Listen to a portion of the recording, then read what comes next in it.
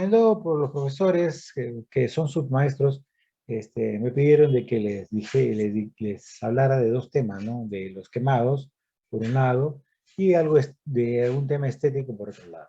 Entonces, se me ocurrió hablar de la lipocultura, que es la que todo el mundo quiere y nadie puede, todos desean, o hacerse o hacer, y no todos pueden. Entonces, vamos a empezar por ahí. Entonces, la lipocultura, eh, en esta era de modernidad, está en boga porque las personas, hablo de ambos sexos, desean sentirse bien, vestirse bien y que la ropa que se coloque se ve bien, ¿cierto? Antiguamente, uno de los signos de belleza, uno de los signos de belleza era el gordito. La gordita bien proporcionada, con su busto, con sus caderas, con sus alas, con sus glúteos, con sus muslos. Entonces, era un signo de belleza. Pero, y el que era delgado, o flacucho, o flacucha, quería pues ser así, gordito, tener, ¿no? Llamémoslo tejidos en abundancia para sentirse bien. Pero pasó el tiempo, vino la época de la modernidad, la globalización y todo lo demás. Entonces, la moda se impuso de las personas delgadas. Entonces, en ese esquema es de que las personas buscan ahora algún tipo de mejora en su cuerpo para sentirse bien, ¿no? Y no necesariamente son todas las personas que trabajan en una oficina, ¿no? Sino personas que tienen algún tipo de trabajo, modelos, bailarines, oficinistas, empresarios, etcétera, que desean un confort corporal agradable y a la vista de todos y se hacen sus remodelaciones. Y estas mejoras, no solamente de la lipoescultura, se puede hacer de los párpados, la mama, la cara, las orejas, la abdominoplastía, etcétera, etcétera, etcétera. Entonces, ¿qué es la lipoescultura? ¿No? Porque más que sí, es lipoescultura. La lipoescultura, pues, es la técnica que modela o moldea una parte específica o toda la parte del cuerpo de forma artesanal, o sea, manualmente, como esculpiéndola. Esa es la lipoescultura. No es una liposucción simple, es un modelado, es un retoque acá, un retoque allá, o le agregas un poco más acá para mejorar el contorno corporal. Eso es lo que se hace. Entonces, la lipocultura es una técnica de extracción de tejido graso por intermedio de unas cánulas, generalmente con jeringas, pongo yo porque hay otros que son con máquinas también, que por ahí vamos a poner como ejemplo. Para mí, personalmente, me gustan las jeringas porque con la jeringa puedo moldear más. La máquina, como máquina, jala muy rápido todo, entonces en vez de mejorar, me puede empeorar. No puedo controlar mucho. En cambio, con las jeringas, sí. Porque si veo que me estoy sobrepasando, planto la cándula y ahí queda. Entonces, en cambio, si estoy con máquina, veo que estoy maravillando y planto la cándula, sigue jalando. Entonces, son pequeñas diferencias, ¿no? Cuando se realiza la extracción con la asistencia de un aparato aspirador, se llama lipoescultura con una liposucción a secas, con máquina. Es la diferencia. Lipoescultura con liposucción. La lipoescultura mixta puede ser una técnica que utiliza la lipoescultura ultrasónica, que ya está ahora en desuso, para lograr que se destruyan los glóbulos de grasa y la lipoaspiración con jeringa para la extracción de esa grasa destruida, ¿no? Entonces, no solamente hay lipoescultura, no solamente hay liposucción con máquina, sino que también hay lo que se usa la lipoescultura con ultrasonido. Entonces, eso es como un aparato que se pasa como un ecógrafo en el abdomen, en la zona que se va a trabajar, y obviamente con mucho gel para que no queme porque produce quemadura superficial.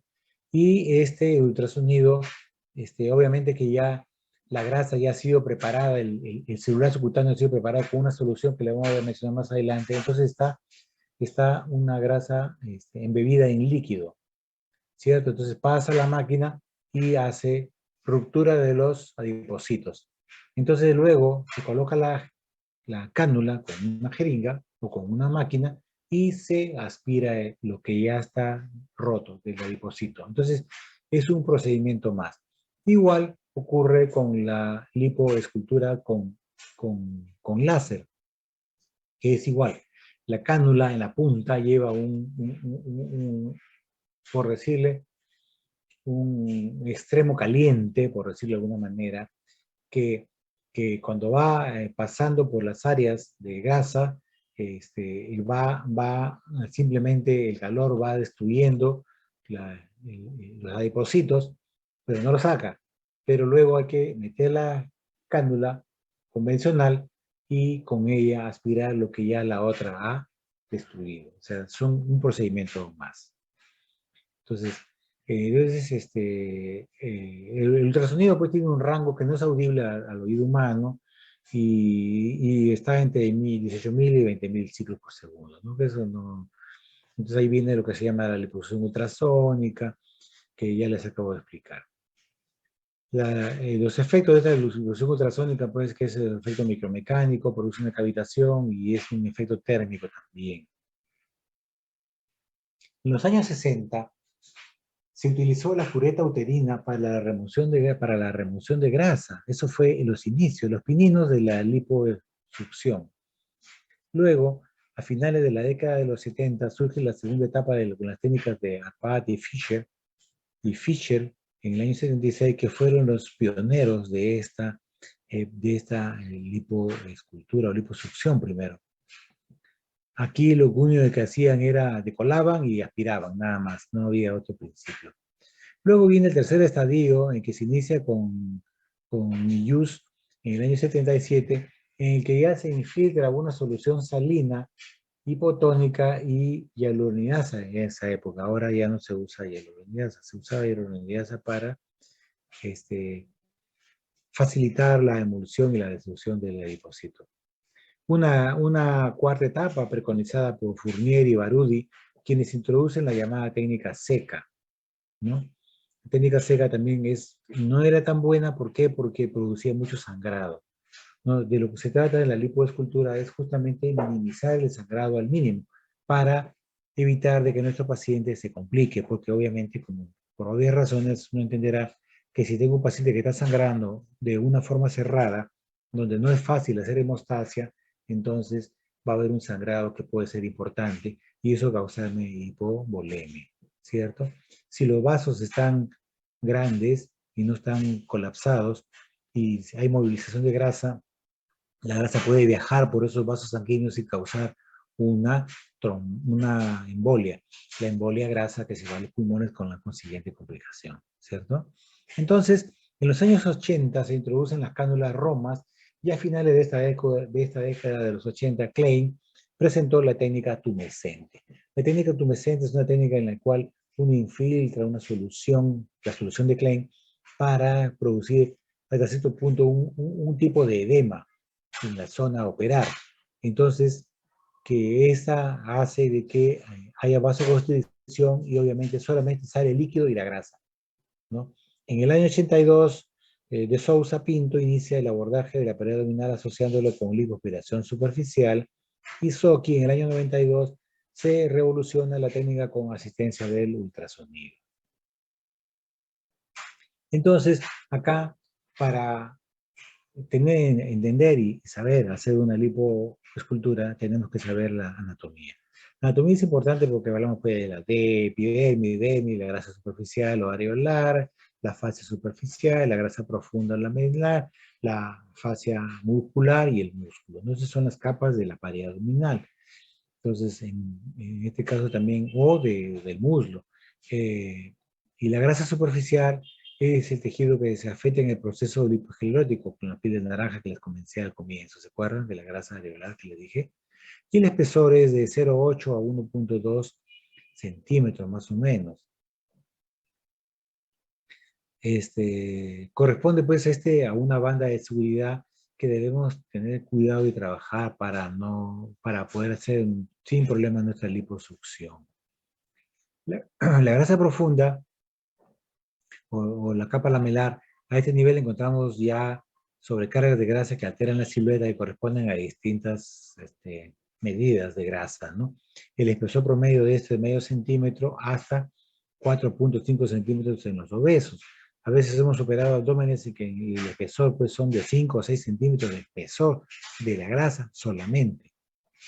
Entonces, la lipoescultura tiene la intención de hacer una reducción de algunas áreas y obviamente aumentar otras, ¿no? Por ejemplo, hay damas o varones que se hacen, por ejemplo, una lipoescultura y la grasa se la implantan se la transfieren o liporeferencia a la zona glútea para darle proyección, etcétera, armonía anatómica, estética a la región glútea, ¿no? Entonces, la lipotransferencia es una técnica que utiliza tejido adiposo entero, extraído por la técnica de lipoescultura y lavado con solución fisiológica para preservar la integridad del adipocito. El adipocito tiene que estar vivo, no destruido, ¿no? Entonces tiene que estar como célula completa, con su membrana, con todo, así tiene que ir, para que prenda en el tejido donde va a ser implantado y haga su trabajo de regenerarse, de prender ahí y de crecer si es posible. Las zonas a tratar de la lipoescultura puede ser la parte de la nuca, el cuello, la parte alta, o la espalda, pueden ser el abdomen, los brazos, acá está el abdomen, las caderas, puede trabajar los glúteos, los muslos, acá estas son zonas que se marcan para hacer el diseño de la lipoescultura, ¿no? El paciente ideal pues siempre es un paciente joven, de peso adecuado, y se hace la lipoescultura en áreas que están presentes y permanentes y que no bajan con el ejercicio. Entonces, pero hay que tener en cuenta siempre de que la lipoescultura no es para bajar de peso, es para moldear. Si a mí me viene una paciente, como ya varias veces han venido, y son bastante subidas de peso y que parecen un roperito, entonces hágame una lipo, póngame grasa en los glúteos, ni hablar, ni la toco, porque esos pacientes no van a ir bien, no van a quedar bien, y con ese sobrepeso pues es extremadamente, ahora, siempre ha sido, creo, sacar demasiada grasa puede causar trastornos hemodinámicos, ¿no? ¿Para qué buscar problemas mejor, no? No se hace lipoescultura pues en pacientes que tienen discrecias sanguíneas, que tienen problemas renales, hepáticos, cardíacos, hipertensos, diabéticos, ¿no? En pacientes con obesidad generalizada, ¿no? Pues un paciente obeso completo, no le voy a hacer lipoescultura, pero ni soñando. En pacientes con signos importantes de flacidez muscular o cutánea, mejor no hacerlo porque tampoco va a mejorar, ¿no? Imagínense un paciente que ha bajado de peso y está colgándose la piel y quiere que le haga lipo, no va a quedar bien, va a quedar una piel arrugada, o sea, imposible. Ese es paciente para una abdominoplastía, entonces, o para un lifting de muslos, de brazos, etcétera, no es para hacerle una lipoescultura. Entonces, remover el exceso de tejido adiposo, remover el tejido adiposo, remodelar el tejido adiposo distante, redistribuir la piel después de haber efectuado un amplio desprendimiento periférico, no hay que retocar acá los bordes, arreglar bonito, marcar las áreas para que esté presentable, ¿no? El diseño, bueno, la adiposidad se traza pues con un círculo, otro círculo alrededor del primero, a 1,5 centímetros de distancia. Entonces la cánula va a entrar pues a la altura de la segunda marca para que pueda diseñar, ¿no? Entonces las incisiones o puntos de penetración a través de pequeños círculos, generalmente yo trabajo con zonas en la cresta, en las espinas ilíacas, submamarias, que son para mí zonas seguras porque entrar por acá es peligroso porque por acá Si alguien se acuerda qué vasos transcurren por acá, ¿recordarán? Entonces, acá tenemos pues la región inguinal, acá va debajo de la región inguinal, debajo del ligamento inguinal, viene la ilíaca externa que se transforma en femoral, ¿no? Entonces, vienen los vasos importantes, la zona crural. Entonces, ¿para qué buscar problemas acá? Mejor para mí es acá, que con esto manejo acá y manejo acá y bajo tranquilo. No son áreas así. La anestesia en algunas clínicas se ha dado con anestesia general, en otras se ha dado con local más sedación, en otras se ha dado con epidural, ¿no?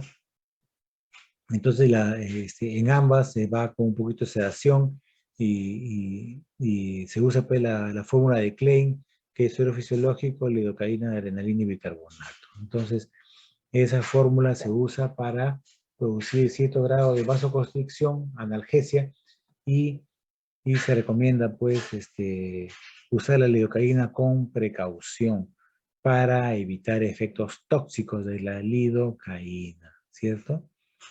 Entonces, esto es importante.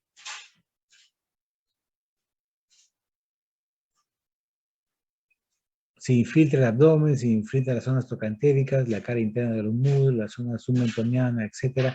Y se procede a hacer, después de un tiempo prudencial, se deja para que haga efecto la aplicación de la infiltración y luego se hace la lipoaspiración para la remodelación. La grasa que sale se puede guardar en una bolsa estéril para luego emplearla en la transferencia, ¿no? En la posición del paciente en la cirugía puede ser en decúbito dorsal, decúbito ventral o decúbito lateral, de acuerdo a las zonas que uno va trabajando, ¿no? Y la vía de acceso que ya les dije. También en este caso, por ejemplo, acá no está, pero se puede hacer lipoescultura de los brazos, de la zona alta de la espalda, a través de incisiones acá detrás de la región axilar. Las cánulas son diversas, son de metal generalmente, pueden tener una fenestra, dos, tres fenestras, de acuerdo a eso tienen su nombre específico. Y los diámetros también son importantes. Los diámetros son en función al área donde uno va a trabajar.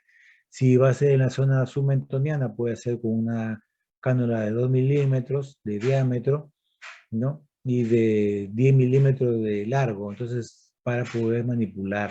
Pero si vamos a trabajar en el abdomen, puede ser una cánula de 4, una de 5, una de 3, y de 30 a 35 centímetros de largo para poder trabajar con tranquilidad. Y estas conectadas generalmente a una jeringa. En mi caso, otros usan máquina para hacer la lipoaspiración. Por ejemplo, es una máquina de succión, funciona con pedal. El equipo especializado ejerce una presión de 45 a 70 milímetros de mercurio constante. Esa es la presión constante con la cual saca. Entonces, la técnica quirúrgica consiste pues, en hacer una pequeña incisión para permitir la incisión de la cánula.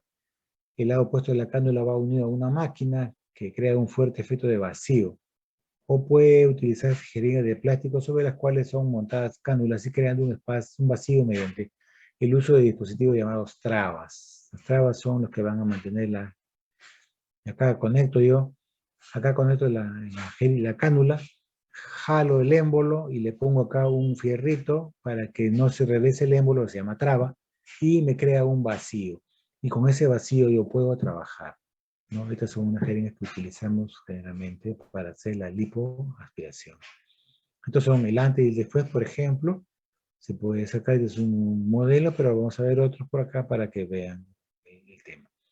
Se manipula la grasa, se carga, se pinza, se hace un espacio y se coloca la cánula en la profundidad de las capas que uno quiere trabajar para producir el desgaste de esa zona y reducir el volumen de la zona que estamos trabajando, que queremos mejorar. Se practican numerosos túneles en lugar premarcado, diluyendo la grasa y succionándola mediante movimientos de ida y vuelta en abanico. Entonces esa es la idea, para corregir y y aspira la grasa que está sobre más. El diseño se hace en el marcado. Generalmente se hace el marcado con el paciente de pie para ver las zonas que uno quiere mejorar y luego ya proceder a la cirugía, ¿no? La rutina quirúrgica corresponde pues primero a hacerle una fotografía de rigor. En la fotografía uno tiene que tomarle fotos de frente, de perfil, ¿no? De medio perfil, de espalda, para identificar las áreas que hay que trabajar. Se hace el marcado, se hace el rasurado, y nosotros en la clínica también hacemos un video espacial, o sea, dándole la vuelta al paciente en todos los lados para ver la anatomía del paciente. ¿Y por qué es importante la fotografía?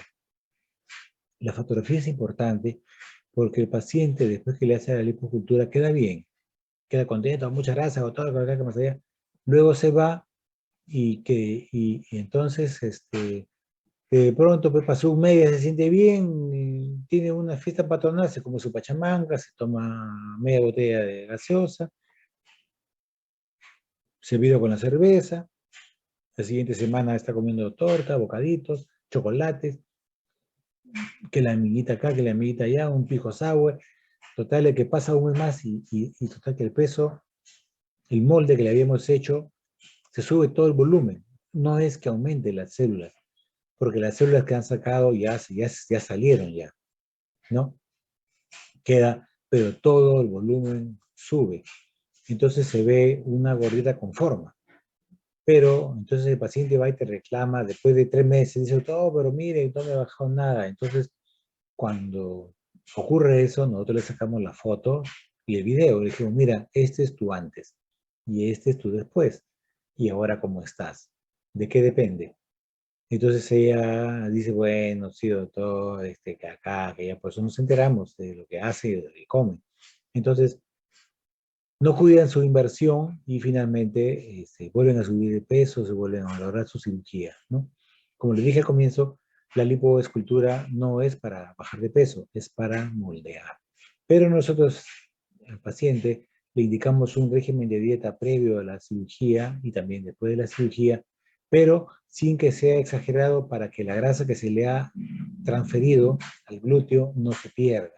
Porque si el paciente se pone a hacer ayuno estricto post cirugía, la grasa que se le ha colocado en los glúteos se pierde, porque no encuentra sustento para sobrevivir. Muy bien.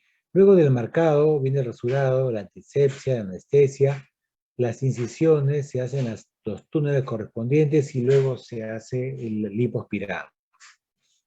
La idea es moldear, ¿cierto? Una vez que ha moldeado, ya ha colocado, ha hecho la transferencia de grasa, viene el cierre de las incisiones, se ocluyen o se colocan. Yo generalmente si pongo puntos, si pongo un adhesivo en la zona de la incisión y su vendaje compresivo, que para mí es una malla de licra que se hizo previamente a la cirugía sobre medida, ¿no? Con esa malla está, generalmente le dejo indicado dos mallas, las dos lavadas, una después de la cirugía se le coloca inmediatamente y la otra en 2 días ya se la retira, se la cambia para que se pueda duchar, se pueda hacer todo y luego se cambia una malla limpia, ¿no? Y con esa malla está cuando menos 3 meses. El primer mes 24 horas, el segundo mes 12 horas y el tercero opcional o día o noche para que pueda mantener. ¿Y por qué? Porque siempre hay un edema. Cuando uno hace la cirugía, aparte que es compresiva, la de primera 24 horas, un vaso que pudiera estar sangrando lo va a comprimir el vendaje con la malla y luego va a atenuar el edema que se forma. De todas maneras, como todo tejido, como toda cirugía, se forma un edema.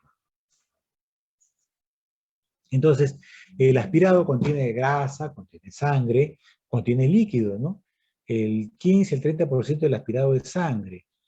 Y es interesante esto porque cuando uno hace el infiltrado y la aspiración y ve el volumen, por ejemplo, veo una bolsa de 2 litros que la junto en una bolsa de un Uroar de 2 litros, todo lo que ha salido de la aspiración por la intención de hacer lipotransferencia y veo que de los 2 litros, pues cuando menos 200 serán de agua. Y de esa agua, o 300 de agua, y de esa agua, pues serán 200, será sangre. Entonces, si estamos hablando de 2 litros, estamos hablando pues, de un 20% más o menos, ¿no? Entonces, no sangra mucho cuando se usa adecuadamente la solución.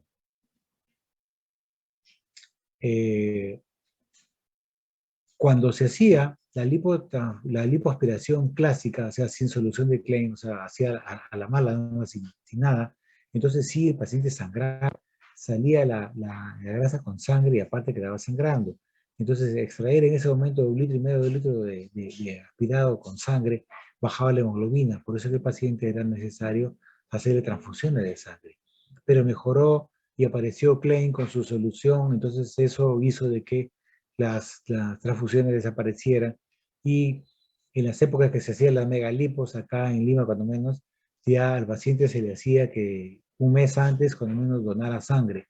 Su misma sangre la donaba, una unidad o 2 unidades se le guardaban, entonces entraba a la cirugía y como le hacían una megalipo, sangraba, entonces era candidato a transfusión de sangre y se le colocaba su misma sangre para evitar contagios con otras enfermedades.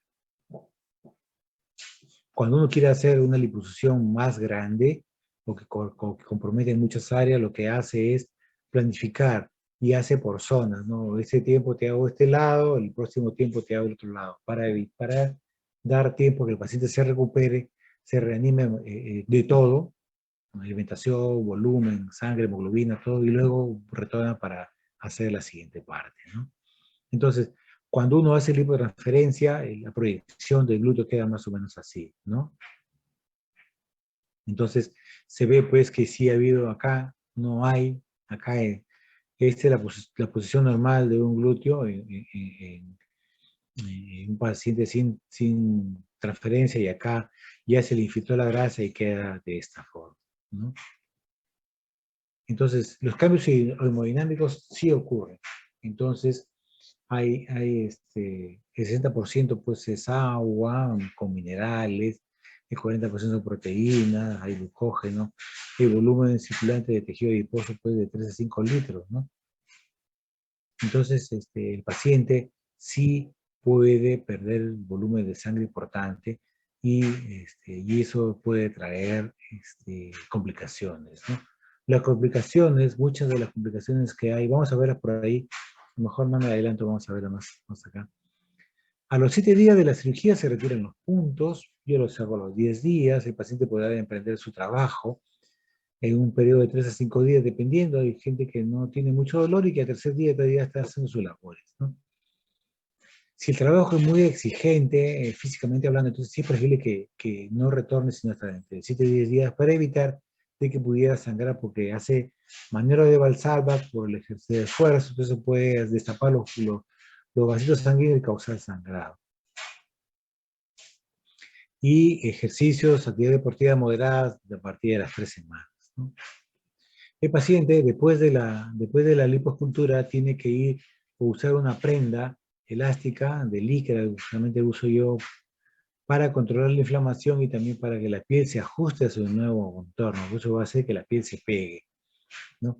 Después de la liposcultura, al tercer día más o menos, entre tercer y quinto día se inician los famosos masajes, que puede ser pues con máquina o simplemente manualmente. La idea es mejorar el drenaje linfático en estos pacientes para que además no formen cicatrices gruesas, porque las cicatrices son internas, pero forman elevaciones o nodulaciones, y esas hay que masajearlas para que no queden así tejido irregular.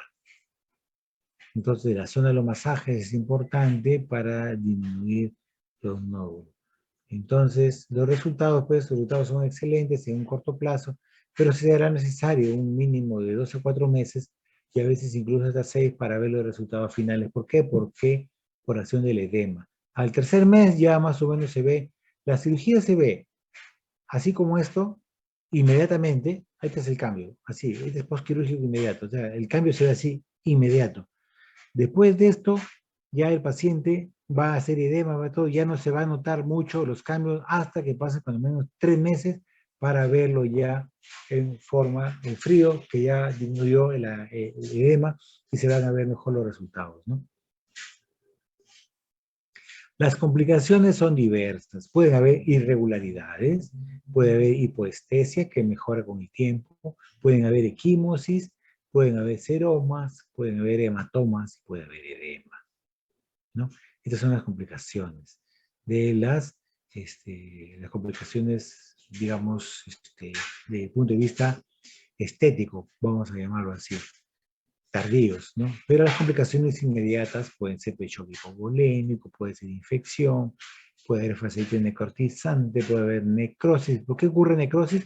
Porque el cirujano inexperto, o que no es cirujano plástico cuando menos, se pega mucho a la piel y le causa, le saca, le quita la grasa con sus vasos sanguíneos. Ustedes saben que por anatomía, la irrigación de la piel y celular subcutáneo, ¿de dónde viene? Viene de la fascia, viene del músculo. Los perforantes suben, atraviesan la fascia y van hacia el celular subcutáneo, y del celular subcutáneo van hacia la piel. Entonces, si nosotros hacemos el lipoaspirado y en ese lipoaspirado algunos vasos sanguíneos son sacrificados por el efecto mecánico de la aspiración, entonces, si me pego mucho a la piel, le voy a dejar sin grasa, sin vasos sanguíneos, sin nada. Esa área pudiera sufrir y necrosarse. Y al necrosarse, obviamente, se va a traducir externamente como una escara negra, no como una quemadura, que luego hay que solucionar. Y ya no se soluciona con grasas, no se soluciona con una escarectomía, con una cirugía. La otra complicación puede ser perforación de una víscera hueca.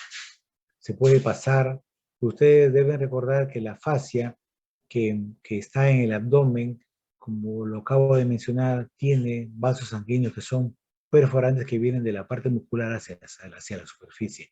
Entonces, esas áreas por donde aparecen los los vasos sanguíneos son debilidades de la fascia. Son, vamos a llamarlo así, criollamente, unos huequitos por donde pasa el vaso sanguíneo. Son como unos fenestras naturales de la fascia. Entonces, cuando el cirujano inexperto está haciendo una lipoescultura, como no sabe, entonces puede introducir la cánula por esa fenestra y entra fácil la cánula. Después de eso, lo que está atrás ya no tiene resistencia de nada. Atrás va a estar el músculo. Y si se mete a la fenestra que está en el estuche de los rectos, puede agarrar la arteria del estuche de los rectos, ¿no? La arteria epigástrica, y puede causarle un sangrado. Si se va hacia más atrás, pasa la grasa preperitoneal y entra el peritoneo, la cánula puede entrar a la cavidad y causar daño de la víscera, o el hígado, el vaso, los intestinos, no sé, cualquier parte por donde haya ingresado, con el consiguiente daño. Entonces causa perforación también de víscera hueca. Y si es el estuche de recto, va a producir un hematoma gigantesco, puede ser de 1 litro o más, con una consiguiente choque hipovolémico. Puede haber trombosis venosa profunda. Cuando se está movilizando la grasa en la lipoaspiración, si la cánula es demasiado gruesa, puede romper vasos gruesos también. A través de esos vasos puede ingresar las células de adipocitos y migrar por el vaso sanguíneo, como son venas, entra por las venas y viaja y llega a pulmón, produciendo embolia pulmonar por grasa, ¿no? Eso es lo que se llama embolia grasa. Y la trombosis venosa profunda puede ser un paciente que tiene portador de varices en los miembros inferiores y que por estar en decúbito mucho tiempo puede migrar un émbolo de un coágulo y irse también a los pulmones y causar trombosis venosa, trombosis pulmonar. Entonces, esta, por ejemplo, le he puesto, la encontré por ahí, estas son algunas complicaciones, por ejemplo, se han pegado mucho a la piel y le han hecho quemaduras, ¿ves? Han hecho áreas quemadas, áreas, porque ha habido necrosis acá abajo, ha habido mucha grasa y le han sacado. Acá, esta es una necrosis también de un brazo, ¿ven? Entonces, ¿por qué? Porque se pegó mucho. A veces uno, por la emoción, que con el afán de quererlo dejar bien al paciente se pega un poco, entonces vienen los problemas de la complicación, ¿no? Acá este es el diseño, por ejemplo, este es el antes, para que vean cómo es que se hace el marcado. Aquí está la zona de la espalda, acá está la zona sacra, acá está la zona de las caderas. Entonces, estas son las que hay que trabajar para poderla dejar así, ¿ve? Entonces ha quedado de esta forma. Ya tiene algunos pliegues que van a ir, este es un poco quirúrgico inmediato, o sea, que no tiene muchos días, por eso se ven los pliegues. Este se ve los pliegues porque ha estado con la faja, entonces se ve también los pliegues de la faja. Pero poco con el tiempo ya se remodela y queda bien. Acá tiene, acá estamos, por ejemplo, en un antes y un después, ¿no? Aquí está el antes y aquí está el después. Acá ve, antes y después, antes y después, antes y después. Entonces ven, el moldeado es diferente, ¿no?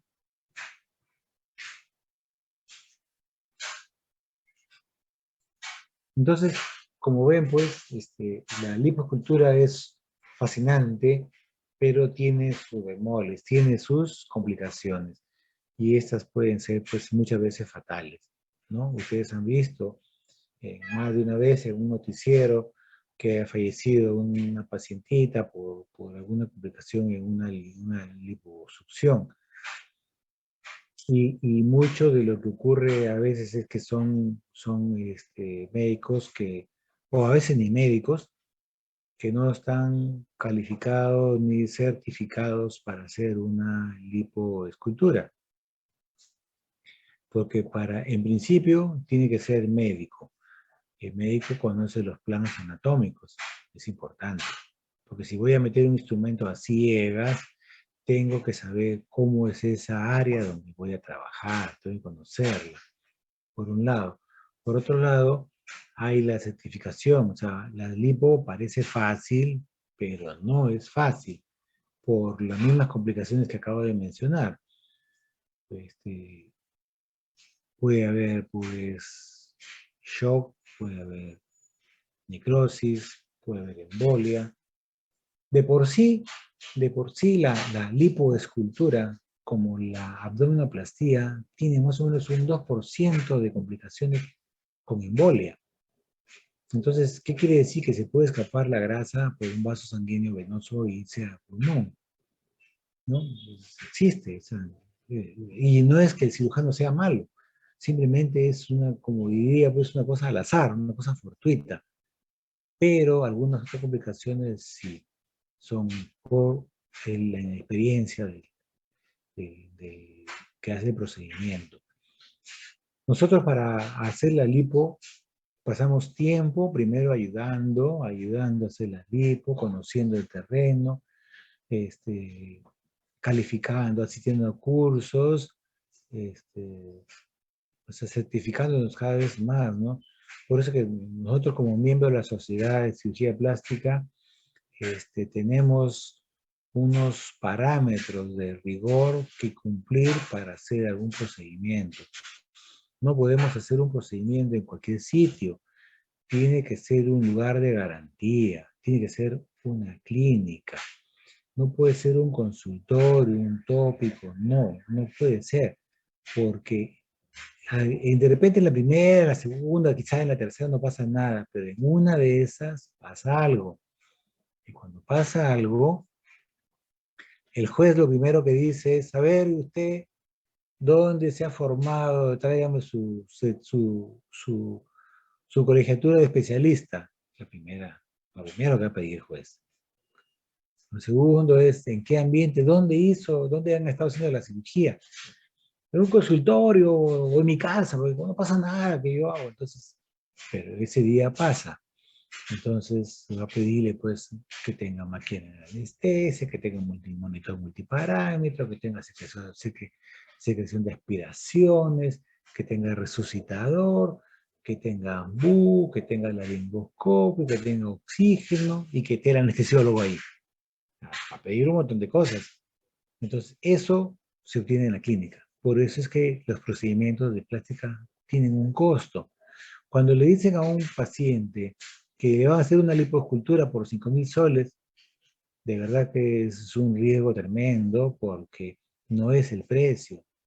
La clínica ahorita, la clínica, solamente la clínica per se, la más barata, así como dicen en el argot, tirada al piso, por 2 horas de sala son 3.500 soles. Así. Entonces, que te cobren 5.000 soles. Entonces, y los fármacos, ¿no? La medicina y esto, y la hospitalización, y entonces no es. Pues.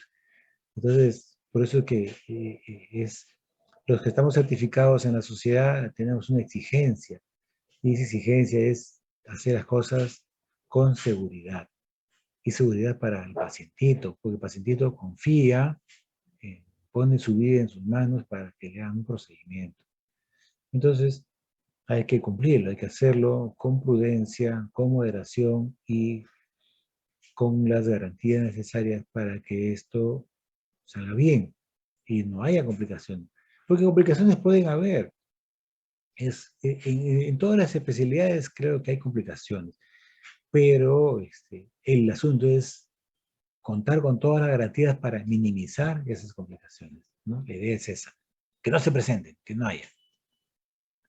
Entonces acá vemos pues el antes y después de esta cirugía, ¿ven? Antes y después, acá tiene su grasita, acá ya está, ¿no? Moldeada, y tal vez hasta con lipotransferencia, pero acá veo una equimosis acá pequeña, si ha habido lipotransferencia.